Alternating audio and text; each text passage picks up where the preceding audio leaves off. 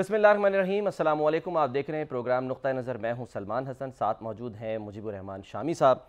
नाज़रीन, रमज़ान मुबारक का महीना, इसका आखिरी अशरा और कुछ दिन बाद इंशाअल्लाह हम ईद मनाएंगे। लेकिन हम देख रहे हैं कि इस रमज़ान के महीने में दहशत गर्दी रुकने का नाम नहीं ले रही। आज भी अफसोसनाक वाक़यात पेश आए हैं। गवादर की बात करें, वहाँ पर जो हैं वो जाँ भाग हुए हैं लोग, बसों से उतार कर मारा किया है। और इसी तरह आज कोयटा में भी अफसोसनाक वाक़या पेश आया, जहाँ धमाके में अब तक की इत्तलात के मुताबिक कम से कम 2 अफराद जाँ भाग हो गए हैं, जबकि कई की हालत तशवीशनाक है। हम एक ऐसे मुल्क में रहते हैं जो कि वाहिद दुनिया की इस्लामी नज़रियाती रियासत है, एक ऐसा मुल्क जिसकी बुनियाद ही ला इलाहा इल्लल्लाह पर कायम है। लेकिन अफसोस के ऐसे वाक़यात जो हैं हमें इस बाबरकत महीने में देखने को मिल रहे हैं। शामी साहब, सर, 2 कौमी नज़रिया हमारी असास, आज हम जब अफ्तार करेंगे उसके बाद इंशाअल्लाह रात को जो है वो शब क़द्र जो है मनाई जाएगी। पाकिस्तान का क़याम इसी रात को हुआ और कुरान का नुज़ूल भी। कितनी बदनसीबी है कि हम ऐसे वाक़यात से बच नहीं पा रहे हैं। देखें, आज 26 रमज़ान है। जी हाँ।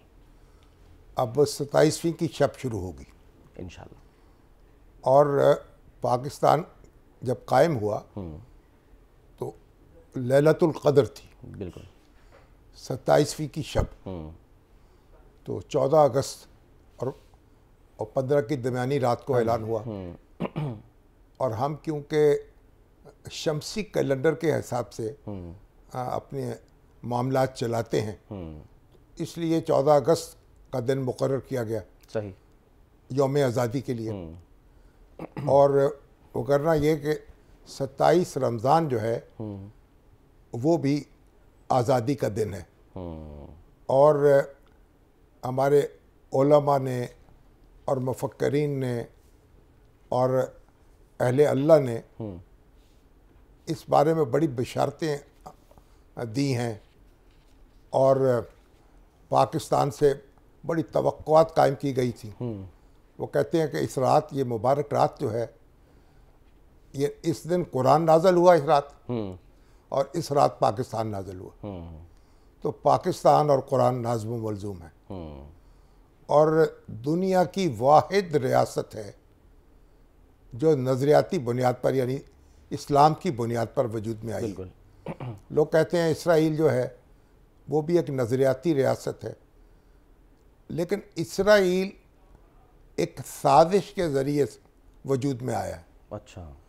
एक वारदात के ज़रिए और फ़लस्तीनी इलाके पर कब्ज़ा करके पाकिस्तान एक खुली जिद्दोजहद के ज़रिए से वजूद में आया। सही। और सब कॉन्टिनेंट में उस वक्त अंग्रेज़ हुक्मरान थे और ऑल इंडिया नेशनल कांग्रेस सबसे बड़ी जमात थी और फिर उसके मुकाबले में मुस्लिम लीग थी। तो 1946 में मुस्लिम लीग को मुसलमानों ने अपनी नुमाइंदगी का हक दे दिया इंतखाबात में। सही। कांग्रेस को हिंदू मेजॉरिटी ने अपना नुमाइंदा चुन लिया। तो कांग्रेस, मुस्लिम लीग और अंग्रेज़ हुक्मरान एक मेज़ पर बैठे और बातचीत के ज़रिए से, इत्तफाक़ राय से पाकिस्तान वजूद में आया। यानी जो सब कॉन्टिनेंट है 2 हिस्सों में तकसीम हो गया, एक हिंदुस्तान और एक पाकिस्तान। हिंदुस्तान तारीख़ी तौर पर कभी एक वहदत नहीं रही, मुख्तलिफ रियासतों में वो कटा रहा। और जो अंग्रेज़ के ज़ेर तसल्लुत हिंदुस्तान था उसमें भी 565 के करीब देसी रियासतें थी, जिन्हें पेनिनसुलर स्टेट्स कहते हैं। बिल्कुल। जिनको एक ख़ुद मुख्तारी हासिल थी और लेकिन दिफा का और मवासलात का और ख़ारजा अमूर का और मालियात का मामला जो था, सही, वो दिल्ली के हुक्मरानों के सपुर्द था। ठीक है। तो ये इतनी ज़्यादा रियासतें यहाँ मौजूद थीं और उन रियासतों को फिर मौका दिया गया कि वो पाकिस्तान के साथ शामिल हो जाएं या हिंदुस्तान के साथ शामिल हो जाएं। किसी रियासत को ये हक़ नहीं दिया गया कि वो आज़ाद रहे, आज़ाद नहीं रह सकती थी कोई रियासत, या उसे हिंदुस्तान के साथ शामिल होना या पाकिस्तान की। बहरहाल उस मुबारक रात पाकिस्तान वजूद में आया और पाकिस्तान जो है पूरे सब कॉन्टिनेंट के मुसलमानों की तवक्कुआत का मरकज़ था। न सिर्फ यहाँ के बल्कि पूरे आलम इस्लाम की तवक्कुआत का मरकज़ रहा, बल्कि पूरी दुनिया में पाकिस्तान को बड़ी उम्मीद की निगाह से देखा गया। एक ऐसा मुल्क वजूद में आया है जो इस्लामी भी है और जमहूरी भी है। वोट की ताकत से वजूद में आया है और वोट की ताकत से इसका निज़ाम चलना है। सही। तो पाकिस्तान इस्लामी जमहूरी मुमलकत है और करारदाद मकासद हमारी जो है उसमें यह ऐलान किया गया है। तो आज हमारे जो सारे अहले वतन हैं उनको ये शब मुबारक, उनको पाकिस्तान मुबारक और उनको आज़ादी मुबारक। बेशक। और इंशाअल्लाह हम इसी यानी कलमे के साथ जुड़कर पाकिस्तान को आगे बढ़ाएंगे और उसकी हिफाजत करेंगे और उसको एक ताकत बनाएंगे अजीम से अजीम तर। आज भी पाकिस्तान आलम इस्लाम की सबसे बड़ी ताकत है, एक एटमी ताकत। बिल्कुल। और मुआशी तौर पर, समाजी तौर पर, और हमारी अदलिया देखें, हमारी ब्यूरोक्रेसी देखें, हमारा मीडिया देखें, ये एक जदीद रियासत के सारे लवाजमात यहाँ पूरे हैं। सारे अदारे मौजूद हैं, अपना अपना काम कर रहे हैं। कोई बेहतियाती हो जाती है, कभी तजावुज़ हो जाता है, वो गलती हो जाती है, लेकिन ऐसे ही है जैसे आदमी जो है वो कभी बुखार चढ़ जाता है, कभी पेट खराब हो जाता है, कभी मैदे में गड़बड़ होती है, उसकी दवा की जाती है। उसी तरह जो कौमें जो हैं उनको भी कुछ ना कुछ आजमाइशों से गुजरना पड़ जाता है। ठीक है, इस वक्त भी सर हम आजमाइशों से गुजर ही रहे हैं। हम जो आपने कहा है ना, हाँ। देखिए वो क्या, मुझे अमीर मैनाई का शेर हमेशा याद आता है, बुलबुल जब से तूने दो तिनके लिए, बुलबुल तूने जब से दो तिनके लिए, टूटती हैं बिजलियां इनके लिए। ओहो। तो हमारा मुल्क है, उसका एक ख़ास उसकी साख्त है, ख़ास उसके मकासद हैं, ख़ास उसका मजाज है, ख़ास है तरकीब में कौम रसूल हाशमी, और उसके चैलेंजेस भी बड़े बड़े हैं। और इसीलिए उसके ख़िलाफ़ जो है वो बड़ी ताकतें, बड़े अनासर बरसरे पैकार रहते हैं ताकि पाकिस्तान को नजरियाती तौर पर कमज़ोर किया जा सके।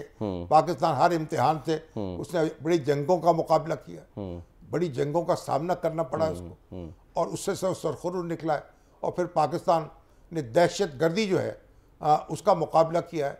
पाकिस्तान ने आलमी सियासत में बड़ा अहम किरदार अदा किया है। जब सोवियत फ़ौजें जो हैं वो काबज़ हुई अफ़गानिस्तान पर, तो अफ़गानों ने उसके ख़िलाफ़ जद्दोजहद का ऐलान किया। उस वक़्त पाकिस्तान अफ़गानों के साथ खड़ा हुआ। और आज जैसे पाकिस्तान जब बांग्लादेश बन रहा था और पाकिस्तान के ख़िलाफ़ वहाँ तहरीक जो थी चल रही थी, तो हिंदुस्तान जो था वो उस बगावत के साथ हो गया, बल्कि उसके पैदा करने में उसका हाथ था। उस वक़्त उसने सोवियत यूनियन से दोस्ती का मुआहिदा किया था और सोवियत यूनियन ने भी उसकी इमदाद की पाकिस्तान को दो लख्त करने में। और पाकिस्तान जो है उसने फिर सोवियत यूनियन से हिसाब चुकाया, अपने अफगान भाइयों के साथ खड़ा हुआ। सही। पूरी दुनिया एक आलमी कोलिशन बनी, चीन, अमेरिका, सऊदी अरब, बरतानिया, जर्मनी, मिस्र, तमाम आलम इस्लाम के ममालिक और तमाम दुनिया के ममालिक उस पाकिस्तान के साथ खड़े हो गए और फिर सोवियत फ़ौजों को वापस जाना पड़ा। ठीक। और आज दुनिया के नक्शे पर सोवियत यूनियन नाम की कोई ताकत मौजूद नहीं है। सर आपने कहा ताकत जो है वो यानी इस्लामी दुनिया की ताकत पाकिस्तान, वो रियासत गायब हो चुकी नक्शे से। ठीक है। तो आज हम जो हमारे चैलेंज बड़े हैं, हमारी आजमाइशें बड़ी हैं, जब हमारे ऊपर इनामात बड़े हैं और हमें इनसे गुजरना पड़ता है, तो अभी जो हम आज जिस आजमाइश से गुजर रहे हैं इंशाल्लाह इससे सरखुरू होंगे इंशाल्लाह। जो नहित्ते लोगों पर गोलियां चलाते हैं, नहित्ता बस, आज भी बस जा रही ग्वादर में मुसाफिरों को निशाना बनाया गया और मासूम शहरियों को कोयटा में निशाना बनाया गया, बम चला दिया गया। जो मासूम जो लोग हैं, आम शहरी, उनको तो जंग के दौरान भी दुनिया का कोई कानून निशाना बनाने की इजाज़त नहीं देता। बिल्कुल। आप अस्पतालों को मस्जिदों को, गिरजाघरों को, मंदिरों को, इबादतगाहों को निशाना नहीं बना सकते। जो लोग जंग में शरीक नहीं हैं उनको निशाना नहीं बना सकते। सही है। आम शहरियों को टारगेट नहीं कर सकते। लेकिन ये लोग ऐसे ऐसे इनकी आंखों पे पट्टी बंदी है, ऐसे वैशी हैं, ये मासूम लोगों को, नहित्ते लोगों को निशाना बनाते हैं। और इससे वो समझते हैं हमारे हौसले टूट जाएंगे। हमारे हौसले बिल्कुल नहीं टूटेंगे। हम डरा नहीं सकती मुझे फजा की तारीकी, मेरी सरिश्त में है। देखिए मेरी सरिश्त जो है उसमें अल्लाह का खौफ शामिल है, अल्लाह पर एतमाद शामिल है। तो ये जो हम आजमाइश है, लेकिन हम उससे पूरा उतरेंगे, इन लोगों को शिकस्त देंगे बिल्कुल और आगे बढ़ेंगे इंशाल्लाह। सर आपने कहा ना इस्लाम, ज़ाहिर इस्लामी दुनिया की ताकत पाकिस्तान है। पाकिस्तान की ताकत जो है वो नौजवान हैं, और हम देख रहे हैं कि वज़ीर आज़म साहब जो हैं वो क्या फरमाते हैं आज, क्योंकि इस्लामी नज़रियाती काउंसिल जो है आज इस्लामी 50वीं उसकी जो हमारी गोल्डन जुबली, उसने भी 50 साल पूरे हुए उसके। 1973 के बाद आइन के बाद इसकी बुनियाद रखी गई थी। सही। अगरचे पहले भी एक इस तरह की तंजीम मौजूद थी, लेकिन 73 के दस्तूर के बाद जो कायम होने वाली नजरियाती कौंसिल है उसके 50 साल पूरे हो गए। तो पहले इसके जो सरबराह थे, इसमें बड़े बड़े लोग इसके सरबराह रहे। अल्लामा अलाउद्दीन सिद्दीकी जो वाइस चांसलर थे पंजाब यूनिवर्सिटी के, बड़े, और शोबा इस्लामियात के सरबराह थे, वो इसके सरबराह रहे।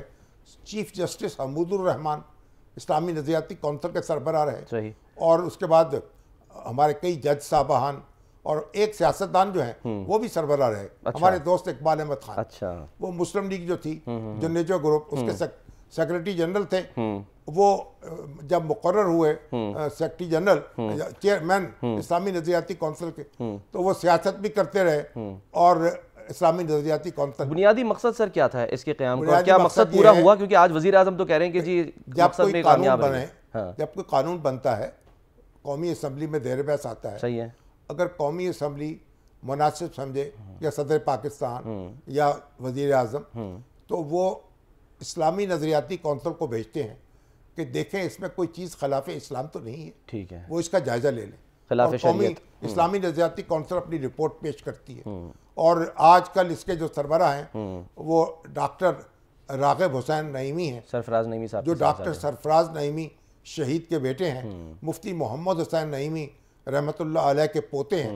बड़े जामिया नईमिया की बुनियाद रखी मुफ्ती मोहम्मद हुसैन नईमी, बहुत काबिल कदर और बहुत काबिल एहतराम बुजुर्ग थे। और जो हमारे सरफराज नईमी साहब हैं, उनको तो निशाना बनाया दहशत गर्दों ने, और वो शहीद हुए। और मोटरसाइकिल पर चढ़ के फिरते थे, ना कोई कर्रोफर था, ना कोई प्रोटोकॉल था, और एक आम आदमी की जिंदगी गुजारते थे। और हमारे डॉक्टर राग़िब हुसैन नईमी जो हैं, वो भी मैंने देखा अक्सर वो मोटरसाइकिल के ऊपर सवार होते हैं, और उसी तरीक़े से ना कोई सर आज कर्रोफर जो है वो इस घराने के करीब से नहीं गुजरा। और आज अल्हम्दुलिल्लाह वो इस्लामी नज़रियाती कौंसिल के चेयरमैन है। अब उसके बाद एक अदारा हमने और तख्लीक किया जनरल ज़ियाउल हक़ के दौर में, वो है फेडरल शरीयत कोर्ट। ठीक है, उसमें ये है कि कोई भी कानून जब बन जाए तो कानून बनने के बाद आप चैलेंज कर सकते हैं फेडरल शरीयत कोर्ट में। ठीक है, कि ये इसकी फलां शिक जो है वो इस्लाम के खिलाफ है, तो उसको वो साक़त करार दे सकती है। ठीक है, और फिर जो हदूद ऑर्डिनेंस के तहत जो अपीलें हैं वो भी फेडरल शरीयत कोर्ट सुनती है। तो बहरहाल एक इस्लामी नज़रियाती कौंसिल जो है इसमें तमाम मसालिक की नुमाइंदगी है। और इसमें जदीद तालीम याफ्ता लोग भी शामिल हैं और उलमा भी शामिल हैं, ताकि जब भी कोई मसला दरपेश हो तो वसी तर तनाजुर में उसका जायज़ा लिया जाए और उस पर अपनी राय दी जाए। और वो राय जो है वो पार्लियामेंट के सामने पेश होती है और फिर पार्लियामेंट उसके बारे में फैसला करती है। तो इस लिहाज से उसकी हैसियत जो है इस्लामी नज़रियाती कौंसिल की, आप समझे कि एक कुतुबी तारे की सी है। अच्छा, जिससे समत का तयन होता है। ठीक है, डायरेक्शन का पता चलता है। सही है। और ये चेक है कि कोई कानून जो है वो इस्लाम के मुनाफी नहीं बनेगा। ठीक है। अच्छा सर, डायरेक्शन की आपने बात की है, अब हमारी जो मईशत है वो सही डायरेक्शन में जा रही है नहीं, तो इस पर हमने बात करनी है। हमने जो बिला सूदी बैंकारी है वो भी पाकिस्तान में शुरू हुई। हाँ जी, और इसका क्रेडिट भी कौंसिल का बड़ा कंट्रीब्यूशन है उसमें। हाँ जी, फिर दुनिया के दूसरे ममालिक में उसको कॉपी किया गया, आलमे इस्लाम ने उसको फॉलो किया, पाकिस्तान ने उसकी बुनियाद रखी और आज भी पाकिस्तान के बैंकों में एक बड़ा हिस्सा जो है वो एक बिला सूद बैंकिंग का है और इसको फरोग पा रही है, बढ़ती चली जा रही है। ठीक है, हर इसको बाद बैंक ऐसे बस एक मिल्क बैंक वाला मसला अभी डिस्कस हो रहा है, वो शायद हाँ क्लियर हो जाएगा। हाँ, एक ये बात छोड़िए कि जो ख्वातीन हैं उनका दूध जो है उसका बैंक बना दिया जाए ताकि वो शीर खार बच्चों के काम आए। अभी उसमें इस्लामी नजरियाती काउंसिल गौर कर रही है, उसने अपनी राय नहीं दी, जब उसकी राय आएगी तो फिर अज़ार ख्याल होगा, क्योंकि उसमें ये भी मामला है ना, इस्लाम में ये है कि जो दूध अगर एक माँ का दूध पीते हैं तो वो जो एक माँ का दूध पीने वाले भाई बन जाते हैं, रज़ाई भाई बन जाते हैं, रज़ाई भाई, दूध वाले, दूध शरीक भाई, और उन पर भी वैसे ही तलाक हो जाता है महरम होने का। सही, और ठीक है, उनके ऊपर भी हलाल हराम वही हो जाते हैं, तो रज़ाई भाई जो है उनसे भी रिश्ता नहीं हो सकता। तो ये एक उलझन है। देखें, इस्लामी नजरियाती काउंसिल अभी गौर कर रही है, जब वो गौर करेगी उसके दलाइल सामने आएंगे तो फिर हम अपनी राय का भी इजहार करेंगे। ठीक है, अभी फिलहाल अपनी राय महफूज है। चलें, ठीक है सर। एक हमारा बड़ा भाई जो है वो बना हुआ है, वो IMF है, ठीक है ना। IMF इजाज़त देता है तो हम काम करते हैं। अभी 1 रुपया ना कि हमने हमारे करतूत ऐसे थे ना, हम अगर आमदनी अपनी बढ़ाते और अपने खर्चे कम करते और एक्सपोर्ट अपनी बढ़ाते और फॉरेन एक्सचेंज की ज़रूरत ना पड़ती, अपनी ज़रूरत का फॉरेन एक्सचेंज कमाते तो IMF के पास जाने की जरूरत ना होती। ठीक है, अब IMF के पास गए हैं तो हमें डिसिप्लिन सिखाता है, मशवरे देता है, यहाँ खर्चा कम करो, यहाँ रेवेन्यू बढ़ाओ, यहाँ पैसे इकट्ठे करो, खसारा कम करो, तो कैंची भी उसके हाथ में है। तो इसलिए वो जो हमें वो मशवरे मानने पड़ते हैं। जब हम अपने आप को डिसिप्लिन कर लेंगे, अपने कारोबार को तरक्की दे लेंगे तो फिर IMF गायब हो जाएगा। कैसे गायब होगा सर? खाकान नजीब साहब, बिजली आज से कहा है, हाँ जी, 1 रुपया दी जाए, बिल्कुल। और उस भी अवैस लगारी साहब जो है हमारे सरदार फारूक अहमद खान लगारी, हमारे सदर मुमलकत रहे, उनके बेटे हैं, इंजीनियर हैं, और बड़े तालीम याफ्ता हैं और बड़े यानी बड़े समझदार। उन्होंने कहा हमारी बात पक्की है, हमारी जुबान पक्की है, होगी जरूर, अच्छा ना समझो, साबिक हुकूमत की जबान नहीं है। अच्छा, हमारी बात पक्की है, बिजली को सस्ता करेंगे और करके रहेंगे। चले, फिलहाल 1 रुपया सस्ता हो गया यूनिट के, जो 1 रुपए का फर्क पड़ा है, ये शुरुआत है। अब इंशाल्लाह और भी बिजली कम, जब तक बिजली में सस्ती नहीं होगी सनती तरक्की का राह खा पूरा नहीं होगा। सही है, ठीक है, सनतें तरक्की नहीं कर सकेंगी और ये बिजली को सस्ता करना हम पर लाजिम है। अभी जो सर ये 500 यूनिट इस्तेमाल करने वाले लोग हैं ना, उनके बिल में 500 रुपए का फर्क आएगा। ये कम से कम ये कहने चले ऊँट के मुंह में जीरा ही सही, लेकिन कुछ हुआ है। खाकान नजीब साहब सर हमारे साथ मौजूद हैं, माहिर मईशत है, उनको वेलकम करते हैं। अस्सलाम वालेकुम खाकान साहब। वालेकुम अस्सलाम जी। तो माशाल्लाह, कैसा लगा जनाब खाकान साहब? IMF ने तो बड़ी शाबाश दे दी आपको, पीठ थपक दी, 1 रुपया बिजली भी कम हो गई। अब कैसे देखते हैं मुस्तकबिल पे, क्या नजर आ रहा है आपको? शामी साहब, जैसे आपने फरमाया कि IMF के साथ I think authorities are this time serious कि हमें जो प्रोग्राम का इजरा किया है सितंबर पिछले साल में, उसको आगे चलाना है और ये सीरियसनेस होनी भी चाहिए। इसलिए कि इस वक्त जिस तरह आपने देखा कि पाकिस्तान का जो एक्सटर्नल की नीड्स थी वो इस साल 25 अरब डॉलर थी, वो पूरी हो गई। जो इसमें कर्जे मौखर होने थे वो मौखर हो गए। जो नए मल्टीलैटरल से लोन आने थे उनमें आसानी पैदा हो गई। इसके साथ साथ कुछ आपका मालियाती खसारा संभल गया। इसके साथ साथ अफरात ज़र यानी कि कीमतें नहीं कम हुई, कीमतों के बढ़ने की शरह यानी कि महंगाई के बढ़ने की रफ्तार में एक खातिर खा कमी आ गई। इसने आपका जो पॉलिसी रेट है 22% पे, पहले आप जाकर 1 करोड़ पे 22 लाख रुपया दे रहे थे, आज आप समझें 12 लाख रुपए दे रहे हैं। इससे बहुत बड़ा फर्क हुकूमत को पड़ा क्योंकि हुकूमत बहुत बड़ी बोरोवर है खुद। तो उसने जो इस साल 9,800 अरब वापस करना था तो हुकूमत अब 8,800 वापस करेगी, तो वहां पे भी स्पेस क्रिएट हो गई। सो ऑल इन ऑल एक मैक्रो स्टेबिलिटी, इन्हीं चीज़ों को कहते हैं, एक स्टेबिलिटी आई। पर दूसरी तरफ जहां हम ये बात करते हैं, जो लोग कह रहे हैं वो भी ठीक बात है। वो क्या है कि इसकी एक प्राइस दी है कौम ने। प्राइस क्या है? आप पर, मुझ पर, मैन्युफैक्चरिंग पर, यानी कि salaried, non salaried, consultants, architect, हर एक पर, और मैन्युफैक्चरिंग पर एक बहुत बड़ा बोझ डालना पड़ा टैक्सेस के निफाज का। बिजली के 1 रुपए से पहले चले जाएं तो प्राइस पास थ्रूज करने पड़े। इसी तरह गैस के प्राइस पास थ्रूज करने पड़े। ये सब करके हमने ये प्रोग्राम हासिल किया। अब हम यहाँ पे आ खड़े हुए हैं कि एक वक्त और स्पेस मिल गया है।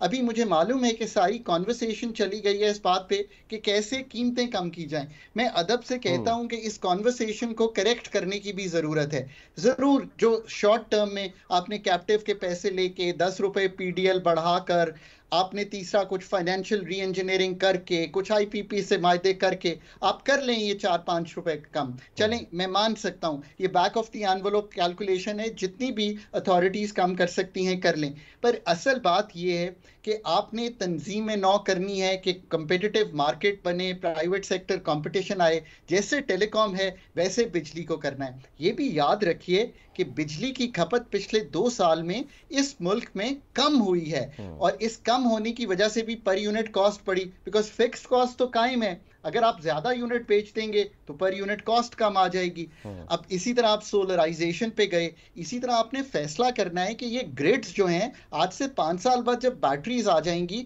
तो ये क्या काम कर रही होंगी, क्योंकि ग्रिड से तो शायद लोग बिजली ही लेना बंद कर देंगे। सोलर नेट मीटरिंग जो पॉलिसी है उस पर प्राइम मिनिस्टर ने नजरसानी का कहा है। आपको लगता है कि कोई इसमें जो सोलर सार्फिन है उनको रिलीफ मिल सकता है आने वाले दिनों में? एक्चुअल बात यह कि इस पे हम जरा गौर करते हैं कि हुआ क्या।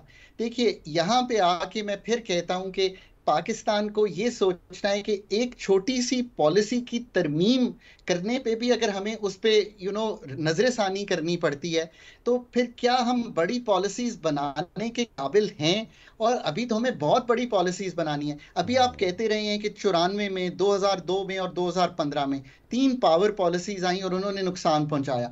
अभी एक छोटी सी तरमीम की है, आप यकीन करें कि इस तरमीम में कोई ऐसी खराबी नहीं थी। 27 रुपए बिजली ले रही थी आपसे गवर्नमेंट। अगर आप आज लगाते हैं प्लांट, आपका प्लांट आज कॉस्ट जो कर रहा है वो 15 लाख कर रहा है। आप पीछे चले जाएं, अगर यही आप लगाएं आज से 2 साल पहले तो 30 लाख की कॉस्ट थी। तो दुनिया भर में 3 सेंट पे यानी कि 9-10 रुपए की बिजली हो गई है सोलर की। गवर्नमेंट ने भी इस डायरेक्शन में मूव किया। गलती क्या है इसमें?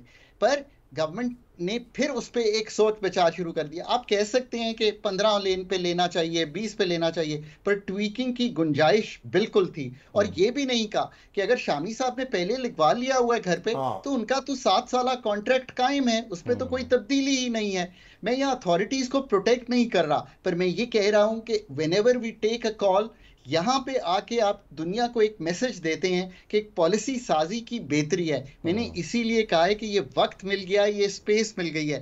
3 काम कीजिए बिजली में। एक एनर्जी मिनिस्ट्री बनाइए प्रोफेशनल, और वहां पे गैस, पेट्रोलियम, पावर और वाटर को इकट्ठा करें और प्रोफेशनल सेटअप को कहें कि ये पॉलिसी साजी करें। एक और number 2 for a long term, exactly. Number 2, energy regulator दुनिया में अलग-अलग नहीं होते, बिकॉज आप गैस से बिजली बनाएं, आप अपनी बिजली पानी से बनाएं, आप गैस से घर पे गर्म करें पानी, आप बिजली से गर्म करें, इट डजंट डिफरेंशिएट। हमें गैस को मेरे घर के उस गीजर में जो 20% पे चल रहा है उस पे नहीं जलाना और जाया करना, ये हम पिछली कई दिहाइयों से करते हैं। सो एनर्जी रेगुलेटर बनाइए। अगेन मैं बहुत एहतराम से कहता हूं कि वहां उसको पार्किंग स्पॉट ना बनाइए, उसको आप सर, मैं क्विकली आपसे सिर्फ 3 चीजें हैं कि एक तो ये कि जो प्राइम मिनिस्टर कह रहे हैं क्या ये वाकई आखिरी IMF प्रोग्राम होगा, और तनख्वाहदार तबके को आने वाले दिनों में आप समझते हैं कि कोई जो है वो रिलीफ मिल सकता है और इंटरेस्ट रेट भी कम होने के इम्कान हैं? आपने तीनों बहुत फंडामेंटल सवाल रखे हैं और मैं इसका क्लैरिटी से जवाब देने की कोशिश करूंगा। इस बजट में जो काम करने वाला है और जो अब IMF से आगे चल के, और कल मेरा इस पे एक मेन अखबार में पर्चा भी आ रहा है कि ये काम करने वाले हैं, इज द फॉलोइंग। आपने नजरसानी करनी है सैलरीड इनकम पर, जो टैक्स रेट 39% कर दिया गया है, उस पर नजरसानी करनी है। नंबर 2, जो नॉन सैलरीड पे भी यही कर दिया गया है, इस पे नजरसानी करनी है। नंबर 3, प्रॉबेबली जो सुपर टैक्स है मैन्युफैक्चरिंग पे, इस पे नजरसानी करनी है। हर सूरत में गुंजाइश पैदा करनी है, चाहे वो एग्रीकल्चर से पैसे लाएं, रिटेल से लाएं, रियल एस्टेट से लाएं, पाकिस्तान को ब्रॉडन करके टैक्स गैप्स कम करें, ये बात आपकी दुरुस्त है। नंबर 2, आपने ये कहा कि पाकिस्तान में क्या पॉलिसी रेट कम होना चाहिए। पाकिस्तान में सब कह रहे हैं कि जी इन्फ्लेशन इतनी कम हो गई है, IMF ने क्यों नहीं ये होने दिया? अब मैं क्लियरली बता देता हूं, जो आपका इस वक्त कोर इन्फ्लेशन है अर्बन, वो 7.8% है, और जो कोर इन्फ्लेशन है रूरल वो 10.4% है। इसको देखते हुए पॉलिसी रेट अभी भी ऐसा रखा गया है कि रिस्ट्रिक्टिव रहे, बोरोइंग इतनी ना बढ़े कि इंपोर्ट कवर जो है दोबारा ऐसा बन जाए। और आपका आखिरी सवाल, इस पे हम पूरा प्रोग्राम कर लेंगे, बट क्विकली ये है, अगर तो अगले 3 साल की स्पेस को यूज करते हुए एक्सपोर्ट को, जैसे शामी साहब ने फरमाया, बढ़ाना, इंडस्ट्रियलाइजेशन करना, अगर ये सारे काम हुए तो फिर ये आखिरी प्रोग्राम हो सकता है, वरना अनफॉर्चुनेटली ये मुश्किल होगा कहना। ठीक है, ठीक है। खान साहब बहुत बहुत शुक्रिया सर, बहुत बहुत शुक्रिया सर। एक ब्रेक लेते हैं, ब्रेक के बाद हम वापस आते हैं।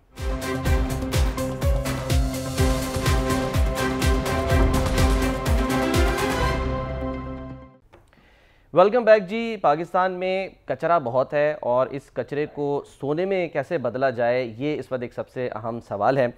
शामी साहब, सर सालाना 20 मिलियन टन तो कचरा हर जगह है ना? हाँ जी, हर मुकाम पर है, हर मकाम पर, हर शोबे में है लेकिन जो कचरा पड़ा हुआ है जमीन पर, वो पहाड़ बन चुके हैं। पहाड़ बन चुके हैं, 80-80 फुट के सर पहाड़ बन चुके हैं। लेकिन उन पहाड़ों को बनाया कैसे उनसे जो है वो अब फायदा उठाया जाएगा? बरसों लगे हैं। हाँ जी, कूड़ा फेंकते गए, पहाड़ बनते गए, तापमान उठता गया, यानी हालात, माहौल खराब होता गया। बिल्कुल। और हमने आंखें बंद कर रखी थी और कानों में भी उंगलियां ठोस ली थी। एक इसकी एग्जांपल सर, महमूद बूटी इंटरचेंज कह लें, या वो जो मकाम जहां पर कचरे का ढेर था, अब उसको कचरे का ढेर, हाँ जी, ढेर तो बहुत छोटा लफ्ज़ है, पहाड़। हाँ, कचरे का पहाड़, वो ढेर से होते थे, पहाड़ बन गया। लेकिन उसको अब सही मानों में यूटिलाइज करने का फैसला किया गया और जिसके असरात अब हम देख रहे हैं, नताइज हम देख रहे हैं कि वहाँ पर सोलर पार्क और अर्बन फॉरेस्ट जो है वो बनाया जा रहा है। किस तरह बनाया जा रहा है, क्या बनाया जा रहा है, इसके ऊपर बात कर लेते हैं। रूडा वालों ने ये कारनामा था। बिल्कुल, रूडा का कारनामा है। और रूडा के इस वक्त डायरेक्टर क्लाइमेट चेंज आबिद लतीफ़ साहब हमारे साथ मौजूद हैं। अस्सलाम वालेकुम आबिद साहब। सर बड़ा, ये एक बड़ा प्रोजेक्ट, ठीक है, दिलचस्प प्रोजेक्ट, इसका ख्याल कैसे आया? पहले तो हम ये जानना चाहते हैं कि ख्याल कैसे आया, किसको ख्याल आया? जी, अभी जब प्रोग्राम आपका मैं देख रहा था ग्रीन रूम में बैठ के, तो शामी साहब बात कर रहे थे और आइडियोलॉजी की, पाकिस्तान की बात कर रहे थे, एक नज़रियाती। तो रूडा भी इस तरह एक नज़रियाती, रूडा का जो कॉन्सेप्ट है वो ये है कि जो क्लाइमेट रिलेटेड इश्यूज़ हैं, एनवायरनमेंट रिलेटेड इश्यूज़ हैं, उनको एड्रेस करना है। क्योंकि रिवर को सबसे पहले जब आपने दोबारा से रिजर्विनेट करना है, उसके अंदर पानी ठीक जाना चाहिए। और रूडा रूरल नहीं sir, Ravi urban development authority. जी जी, तो रावी के इर्द गिर्द, जी, रावी के ज़मीन है जी, उसको डेवलप कर रहे हैं। उसको डेवलप करना है सर। उसको ना सिर्फ डेवलप करना है सर, बल्कि सबसे पहले जो दरिया है उसको रिजर्विनेट करना है, उसको दोबारा से जिंदा करना है। जो कि एक जौहर बन चुका है, जो कि एक जौहर नहीं सर, एक जहरीला सीवेज कैरियर बन चुका है। दुनिया का जहरीला तरीन दरिया है, जिसके अंदर पानी नहीं आ रहा, सिर्फ पॉइजन आ रहा है through industries, through pharmaceutical waste और सारा सीवेज के थ्रू ऑल दैट। तो जब ये कॉन्सेप्ट था, जब 2021 में रूडा बना, तो नेचुरली ये महमूद बूटी जो था ये रूडा की टेरिटरी में आ गया। ठीक, यानी ये कोई खासा बड़ा 41 एकड़ है, क्या है, 41 एकड़, 42 एकड़ जगह है। जी सर, ये 43 एकड़ है जो महमूद बूटी। अब आपने वहाँ क्या किया सर? तो आप इसका रैशनल पूछ रहे थे, तो बैकग्राउंड ये थी। अब वहाँ पे ये किया कि ये रूडा ने इसको पहले तो कहा कि जी इसका कुछ किया जाए, क्योंकि रूडा के एरिया में है, ठीक है। तो LWMC से कहा, फिर इवेंचुअली LWMC ने कहा कि आप इसका कुछ करें, और LWMC ने ये साइट रूडा के हवाले कर दी। ठीक है। रूडा ने इसको ये किया सर कि पहले इसके ऊपर फिजिबिलिटी स्टडीज़ करवाई, क्योंकि ये जो थी साइट, ये ओपन साइट थी, कन्वेंशनल साइट थी।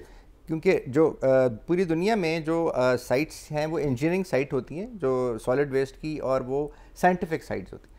तो अब जब पहले तो ये सोचा गया कि क्या ये सारे का सारा यहाँ से जो कूड़ा है 13 मिलियन टन सर, उसको उठाया जाए और उठा के कहीं और रख दिया जाए। 13 million ton 130 ton 13 million ton जी। क्योंकि ये 1997 से लेके 2016 तक जमा होता रहा, ऑलमोस्ट 5000 से 6000 टन पर डे के हिसाब से। तो आप देख लीजिए, लाहौर शहर का कूड़ा, लाहौर शहर का कूड़ा। तो आपने फिर उसको क्या किया? तो फिर सर जब इसकी स्टडीज कराई गई, तो ये देखा गया कि इसको अगर उठा के वहाँ कहीं रखा जाए तो इट इज एक ऑलमोस्ट 2 बिलियन के करीब तो इसका खर्चा आएगा। पर रखा कहाँ जाए? कहाँ जाए? जहाँ रखा जाएगा वहाँ फिर एक और महमूद बूटी बन जाएगा, और वो कॉस्ट आएगी, तो कॉस्ट आएगी, कॉस्ट भी आएगी, और एक और महमूद बूटी बन जाएगा। यानी बीमारी यहाँ से उठा के उठा के आपने ट्रांसफर कर दी, तो आपने एक पाँव से उठा के फोड़ा, दूसरे पाँव पे रख दिया। एग्जैक्टली सर, ठीक है। तो फिर इवेंचुअली ये हुआ कि इसको साइंटिफिक इसका क्लोजर किया जाए। और साइंटिफिक क्लोजर, क्योंकि जो यहाँ पे दो चीज़ें जो इस माहौल को पूरे लाहौर के किलोमीटर्स में ख़राब कर रही हैं, वो एक तो यहाँ से जो गैस निकल रही है, मीथेन निकल रही है, कार्बन डाइऑक्साइड निकल रही है, और जो पानी यहाँ पे प्रेसिपिटेट करता है और नीचे जाता है वो लीचेट बनता है, यानी एक जहरीला उसका हल निकला, उसका हल, जी मैं बता रहा हूँ, उसका हल निकला, उसका जहरीला मादा जो नीचे जाता है उसका हल किया जाए। उसके लिए ये किया गया कि इसका क्लोजर शुरू किया गया। इसकी जो 80 फीट की जो इसकी हाइट थी, जो पहाड़ था जिसको आप पहाड़ कह रहे थे, उसकी स्लोप्स बनाई गई, जो हमारी इंजीनियरिंग टीम के लिए एक बड़ा मावल है। उन्होंने 5 महीने के अंदर, और बहुत अनस्टेबल स्लोप थी क्योंकि कूड़ा था, कोई सॉलिड चीज़ नहीं थी, उन्होंने इसको बहुत साइंटिफिकली इस स्लोप को स्टेबल किया, और फिर इसके ऊपर 3 फीट की मिट्टी की लेयर डाली गई, उसके साथ एक जियो मेम्ब्रेन जो इसको स्टेबल, जियो मेम्ब्रेन डाली गई, फिर उसकी जो ड्रेनेज के लिए एक मेम्ब्रेन डाली गई, और उसके ऊपर फिर जियो मेम्ब्रेन डाल के 3 फुट की मिट्टी और डाल के इसको कैप कर दिया गया। अब जो सारी गैसेस हैं वो, अब कूड़ा नीचे पड़ा है और उसके ऊपर आप कह लीजिए कि ये एक 5 चीज़ों की लेयर ऊपर आ गई, ठीक है, और इसके ऊपर अब जो है वो अर्बन फॉरेस्ट लगाया जाएगा, इसके ऊपर सोलर प्लांट लगाया जाएगा। लेकिन अब सवाल ये पैदा होता है कि जंगल हो गया अगर यहाँ, जी जंगल, और सोलर प्लांट लगेगा, सोलर प्लांट बिजली पैदा होगी, यहाँ बिजली पैदा होगी, वो दे भी सकते हैं, बेच भी सकते हैं बिजली, जी बिजली बेची जाएगी, ठीक है। और जो अंदर गैस है, जो मीथेन है, उसके लिए 52 वेल्स लगाए गए हैं, जो नीचे बहुत डीप से लेके उसकी टॉप तक, जिनका जो आउटलेट है वो टॉप पे निकाल दिया। अब वो बादल नहीं बनेगा मीथेन का, जो कहते हैं कि बादल नहीं बनेगा। अब वो सारी की सारी मीथेन जो है वो उसमें ट्रैप होगी, उन वेल्स में ट्रैप होने के बाद उसको एक्सट्रैक्ट करके प्लांट के थ्रू उसको स्टोर किया जाएगा, और फिर उसकी जो इंडस्ट्रियल यूटिलाइजेशन है वो की जाएगी। और आप हैरान होंगे कि जो यहाँ से मीथेन निकल रही थी वो 13 मिलियन क्यूबिक मीटर थी, और वो 13 मिलियन क्यूबिक मीटर जो थी वो सिर्फ यहाँ नहीं बल्कि 15-20 किलोमीटर के एरिया को अफेक्ट कर रही थी, ठीक है। इसी तरह जो यहाँ से लीचेट निकल रहा था, यानी जो वो जहरीला मादा, वो भी कोई किलोमीटर्स में जमीन के अंदर जा रहा था, और वो शैलो एक्विफर के थ्रू बहुत दूर तक, ठीक है। कब तक मुकम्मल होगा? यानी लोग जाके वहां देख सकते हैं, लोग जाके देख सकते हैं, इनकलाब बर्पा हो रहा है, लोग जाके देख सकते हैं। ये शुरू हुआ सर 24 जुलाई के अंदर, और अभी 8-9 महीने के अंदर 70% वर्क हैज बीन कंप्लीटेड। कोई भी जाके देख, कार्बन क्रेडिट जो है वो भी इसके, अब ये कचरा कहाँ जाएगा, कहाँ फेंका जाएगा? सर कचरा उसके नीचे ही है, नहीं, अच्छा राइट, जो नई साइट आइंदा के लिए। अब जो LWMC की एक्टिव साइट है वो रखो डेर में सर, ठीक है, तो वो वहाँ फेंक रहे हैं, वहाँ फिर आपको जाना पड़ेगा ये काम करने के लिए।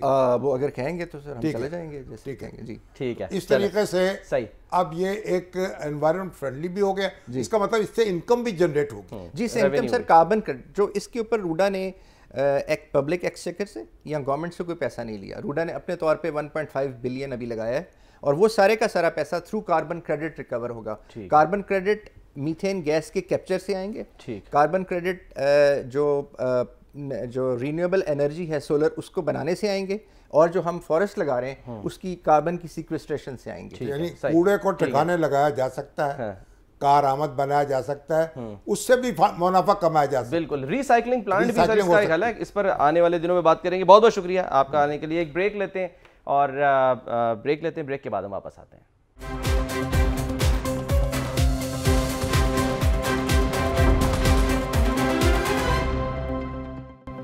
Welcome back. शामी साहब, आज मुलाकातों का दिन था, लेकिन मुलाकातें करनी नहीं दी गई खान साहब से, और मस्जिद में इंतजार करते रहे। उमर अयूब साहब को मुलाकात नहीं करने दी। हाँ जी, दूसरे लोग भी साथ होंगे।